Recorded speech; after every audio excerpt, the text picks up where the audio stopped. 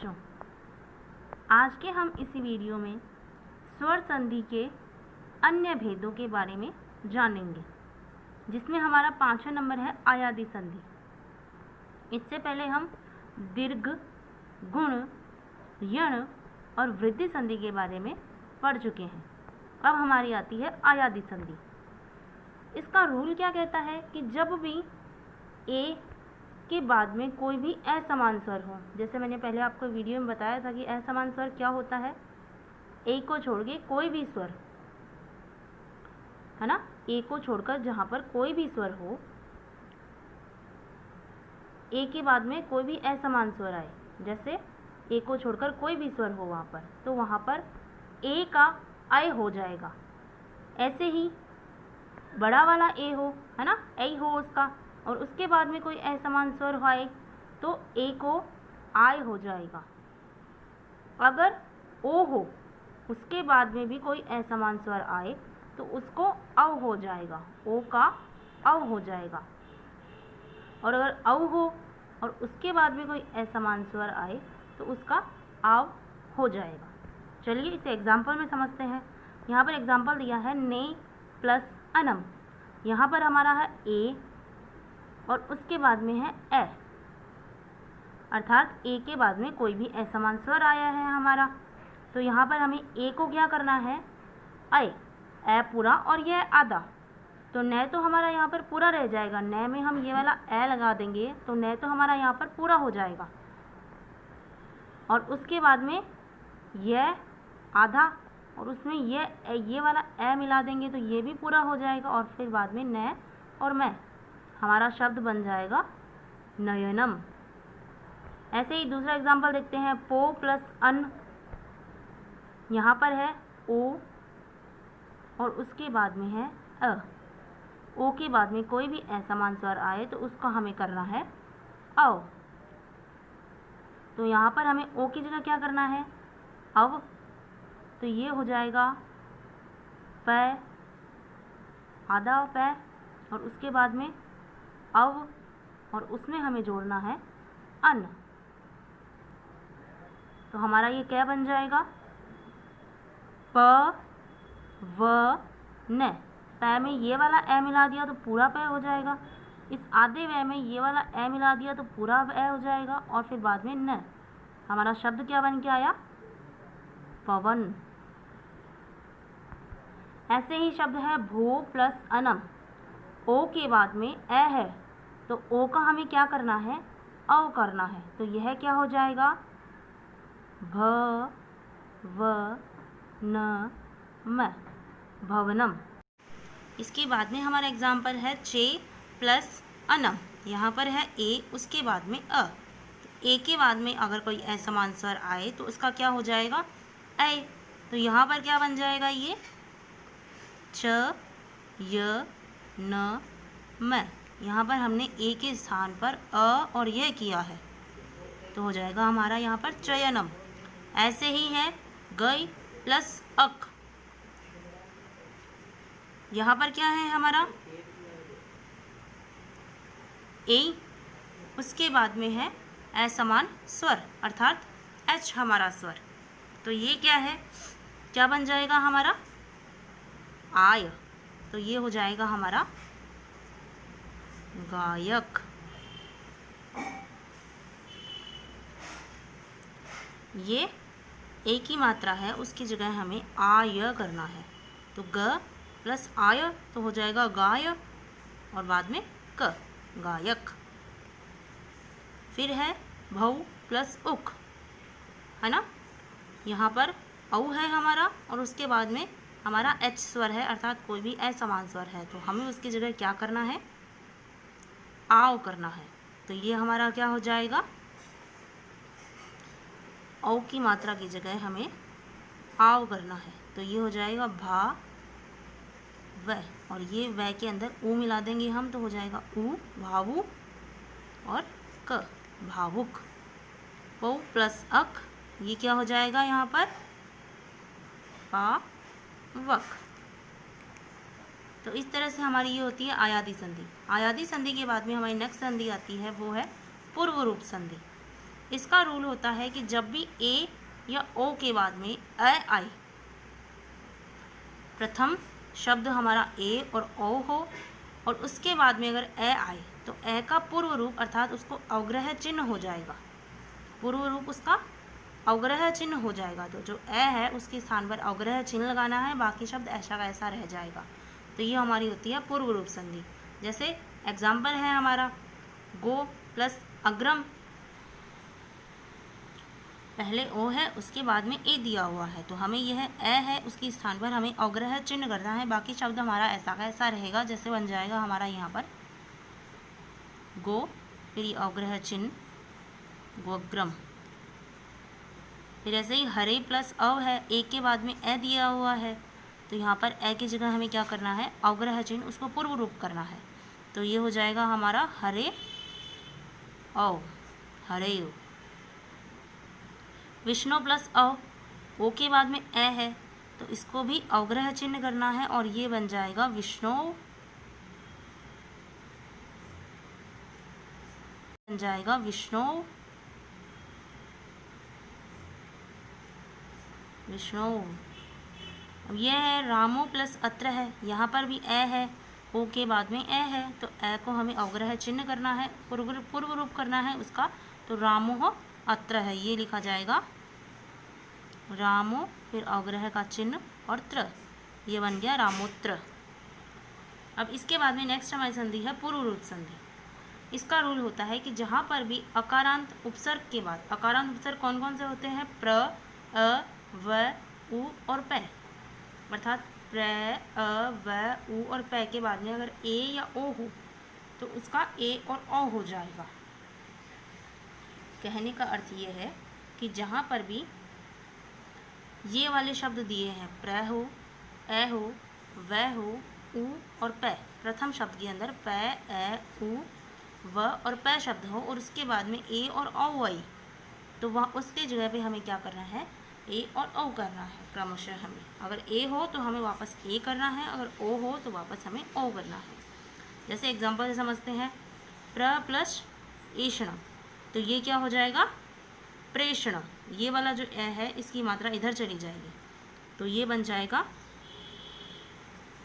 प्रेषणम, ये हो जाएगा प्रेषणम। पहले हमारा प्र दिया हुआ था और उसके बाद में ए आया है, तो इनके स्थान पर हमें ये वाला ए करना है, तो ये प्र में ए की मात्रा लग जाएगी और बाकी क्षणम ऐसा का ऐसा रह जाएगा। ऐसे ही अ प्लस औषधि, व के बाद में ओ आया है, वह है उसके बाद में ओ दिया हुआ है, तो ये हमें ओ इसकी जगह ऐसा का ऐसा करना है, तो ये बन जाएगा अवोषति। ये हमारी होती है पूर्व रूप संधि, अर्थात जो हमारा पहले वाला पद है वह ऐसा का ऐसा रह, पर रूप संधि। ठीक है, पूर्व रूप के अंदर अवग्रह चिन्ह लग जाता है, ए का शब्द हो तो उसकी जगह पूर्व रूप चिन्ह लग जाता है, और पर रूप के अंदर दूसरे वाले पद की जगह जैसा वह हो जाता है। इसके बाद प्रकृति भाव संधि, जिसमें पहला पॉइंट आता है कि जब द्विवचन के अंत में ई, उ, ए हो, अर्थात जैसे संस्कृत के अंदर 3 वचन होते हैं, एक वचन, द्विवचन, बहुवचन, अर्थात शब्द रूप के जो वचन होते हैं उसमें अगर शब्द हमारा द्विवचन का हो और उसके अंत में ई, उ, ए लगा हो और उसके बाद में अगर कोई स्वर हो तो हमें उसकी क्या करनी है, प्रग्रह संज्ञा करनी है, अर्थात उसकी प्रकृति की जैसी उसको रख देनी है, अर्थात जैसी उसकी प्रकृति है, जैसे हमें शब्द दिया हुआ है वह वैसा का वैसा रह जाएगा। ठीक है, जैसे ये एग्जाम्पल है, इसका पहले वाले पॉइंट का एग्जाम्पल है हरि प्लस एत हो, ये जो हरि शब्द है ना, ये हमारा द्विवचन है और इसके अंत में ई की मात्रा भी लगी है। ठीक है, और इसके बाद में क्या है, हमारा स्वर आया है, ई के बाद में हमारा स्वर आया है, तो यह क्या है, इसकी प्रकृति भाव, अर्थात यह शब्द ऐसा का ऐसा रह जाएगा, इसमें कोई भी परिवर्तन नहीं होगा। ऐसे ही दूसरा एग्जाम्पल है विष्णु प्लस इमो, जो विष्णु हमारा शब्द है उसका जो शब्द रूप के अंदर द्विवचन है वो होता है विष्णु, बड़ी वाली ऊ की मात्रा होती है। ठीक है, तो यही हमारा यहाँ पर रूल फॉलो होता है। ऊ है उसके बाद में कोई भी स्वर है, ई है हमारा यहाँ दिया हुआ है, तो हमारी क्या है, उसकी प्रग्रह संज्ञा, अर्थात उसकी वैसा का वैसा वह रह जाएगा। जैसे विष्णु प्लस इमो, तो उसका वैसा का वैसा रह गया, ये हो गया विष्णु इमो। ठीक है, इसमें कोई भी परिवर्तन नहीं होता। ऐसे ही दूसरा पॉइंट है कि अगर पलुप्त स्वर हो, पलुप्त स्वर कौन सा होता है, जैसे आपको पता है एक ह्रस्व स्वर होता है अर्थात जिसको बोलने में बहुत कम समय लगता है, एक दीर्घ स्वर होता है जिसको बोलने में थोड़ा सा ज़्यादा समय लगता है। दीर्घ अर्थात बड़े वाले स्वर है ना, जिनको बोलने में थोड़ा सा ज़्यादा समय लगता है, और ऐसे पलुप्त स्वर होते हैं जिनको दीर्घ स्वर से भी ज़्यादा बोलने का समय लगता है, तो वहाँ पर पलुप्त स्वर होते हैं। जैसे हम किसी को बुलाते हैं नाम लेके, है ना, तो उसके नाम, जैसे हम किसी को बहुत दूर से बुलाते हैं, है ना, कि कृष्ण इधर आओ, तो इसमें जो कृष्ण शब्द है, इसमें जो अणे वाला लास्ट शब्द था, उसको बोलने में अत्यधिक समय लगा, तो यही हमारा क्या है, पलुप्त स्वर कहलाता है। कि ये पलुप्त स्वर के पश्चात यदि भी कोई स्वर हो, कोई भी स्वर हो, ठीक है, तब वहाँ पर क्या है, प्रकृति भाव संधि हो जाएगी। मतलब पहले पलुप्त स्वर होना चाहिए अर्थात ऐसा शब्द जिसको बोलने में बहुत ज़्यादा समय लगता हो, है ना, जैसे हम किसी को नाम लेके बुलाते हैं तो हम बहुत लंबा बोलते हैं उसको, और उसके बाद में अगर कोई भी स्वर आए तो उसकी प्रकृति भाव अर्थात वह शब्द ऐसा का ऐसा रह जाएगा।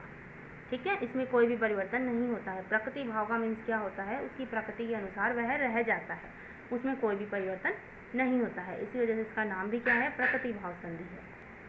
इसी के साथ में हमारी क्या है, स्वर संधि कंप्लीट होती है।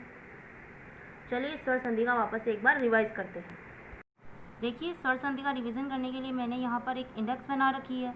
जैसे सबसे पहले हमने स्वर संधि के भेद में क्या पढ़ा था, दीर्घ संधि, जिसमें हमने पढ़ा था अगर ए या आ के बाद में वापस ए या आ ई आए तो उसका क्या हो जाएगा, आ। ई या ई के बाद में भी अगर ई आए तो उसका भी ई हो जाएगा। ऊ या ऊ के बाद में भी अगर ऊ या ऊ आए तो उसका भी बड़ा वाला ऊ हो जाएगा। ऐसे ही री और री के बाद में भी री और री आए तो उसका भी री हो जाएगा। उसके बाद में हमने पढ़ा था गुण संधि, जिसमें पहले नंबर पे हमारा क्या होना चाहिए, या तो ए या आ, और उसके बाद में अगर ई या बड़ा वाला ई आए तो उसको हमें ए करना है उसके गुण के अनुसार। ऊ या ऊ आए तो उसके गुण के अनुसार उसे ओ करना है, और री आए तो उसे अर करना है, और री आए तो उसे अल करना है। यस, पहले नंबर में हमारा क्या रहना चाहिए, ए या आ, और उसके बाद में अगर किसी ई या ई तो ए, ऊ को ओ, री को अर और ल को अल करना है। ऐसे ही वृद्धि संधि में ए या आ, जैसे गुण संधि में पढ़ा था पहले नंबर पे ए या आ ही रहना चाहिए, और उसके बाद में ए या आई तो उसका बड़ा वाला ए हो जाएगा। ओ या औ आए तो उसका औ हो जाएगा। ये हमारी वृद्धि संधि थी जो काफ़ी छोटी थी। इसके बाद में हमने पढ़ा था यण संधि, ठीक है, और आयादी संधि। यण संधि और आयादी संधि में क्या होता है, जो द्वितीय शब्द होता है वो असमान स्वर होता है, अर्थात पहले कोई अन्य स्वर होता है और उसके बाद में कोई भी असमान स्वर होता है। जैसे ई या ई के बाद में अगर कोई असमान स्वर हो तो उसका यह हो जाता है। ऊ या ऊ के बाद में कोई असमान स्वर हो तो उसको वह हो जाता है। री और री के बाद में कोई असमान स्वर हो तो उसे र, और री के बाद में असमान स्वर हो तो उसको ल हो जाता है। हमने देखा था य र वैल क्या कहते हैं, इसको महेश्वर सूत्र के अंदर यण कहते हैं, इसी वजह से इस संधि का नाम यण रखा गया था, है ना, जिसका सूत्र भी क्या होता है, इको यण ची। इको का अर्थ होता है ई ऊ और री। इक का अर्थ होता है ई ऊ री और री, और यण का अर्थ होता है य र ल व। ठीक है, तो ई ऊ के बाद में असमान स्वर तो य, ऊ के बाद में असमान स्वर तो वह, री और री के बाद में कोई असमान स्वर तो उसका र, और री के बाद में कोई असमान स्वर हो तो उसको ल करना है। इसके बाद में हमने पढ़ा था आयादी संधि। आयादी संधि में होता है ए के बाद में कोई भी असमान स्वर तो आए तो आय करना है, ए के बाद में कोई असमान स्वर था आए तो उसको आय करना है, आयह करना है। ओ के बाद में कोई असमान स्वर आए तो उसको औ करना है, और औ के बाद में कोई असमान स्वर आए तो उसे आव करना है, जिसका हमने सूत्र भी देखा था एचो आया वाया वह, है ना। तो ये हमारी होती है आयादी संधि। इसके बाद में तीन छोटी संधि थी, पूर्व रूप, पर रूप और प्रकृति भाव संधि, जिसमें से 5 हमारी ऊपर वाली मेन है, ये एग्जाम में बहुत कम पूछी जाती है, पूर्व रूप, पर रूप और प्रकृति भाव संधि। पूर्व रूप में क्या होता है, ए और ओ के बाद में कोई ए आए तो ए को अवग्रह चिन्ह हो जाता है। अगर पै, ए, उ, व और पै के बाद में ए या ओ आए तो उसका ए और औ हो जाता है ना, ए और ओ का ए और औ ही हो जाता है। और प्रकृति भाव में क्या होता है, कुछ भी चेंजेस नहीं होता है। फर्स्ट नंबर पे पलुप्त स्वर होना चाहिए, फिर बाद में कोई भी स्वर होना चाहिए, तो भी कोई चेंज नहीं होता। प्रलुप्त स्वर जो हमने पढ़ा था, जो लंबे स्वर वाले शब्द होते हैं, अर्थात ऐसे शब्द जिनको बोलने में हम ज़्यादा टाइम लेते हैं, है ना, जैसे किसी को पुकारने में हम लेते हैं टाइम, किसी को दूर से बुलाना हो उसके लिए हम ज़्यादा टाइम लेते हैं ना उसके लास्ट वाले शब्द के अंदर, और उसके बाद में अगर हम कोई स्वर लगाएं तो उसमें प्रकृति भाव होता है, अर्थात उसमें कोई भी चेंजेस नहीं होता है। अगर कोई शब्द द्विवचन हो और उसके अंत में ई, ऊ और ए आए और उसके बाद में दूसरे स्वर में क्या है, कोई भी स्वर हो, तो भी हमारा प्रकृति भाव ही रहता है, अर्थात उसमें कोई भी चेंजेस नहीं होते हैं। तो आप ये जो इंडेक्स है इसकी पिक क्लिक करके भी आप इसको रख सकते हैं, स्क्रीनशॉट ले सकते हैं इसका, जिससे आपको बहुत जल्दी से ही स्वर संधि क्या है याद हो जाए। ठीक है, अब हम इसके बाद में ही हमारे स्वर संधि का जो वीडियो है ये कंप्लीट हो गया है। नेक्स्ट वीडियो के अंदर हम व्यंजन संधि के बारे में पढ़ेंगे। आई होप इसके बाद में आपको स्वर संधि अच्छे से समझ में आ गई होगी और आपकी एग्ज़ाम में भी हेल्पफुल होगी। धन्यवाद।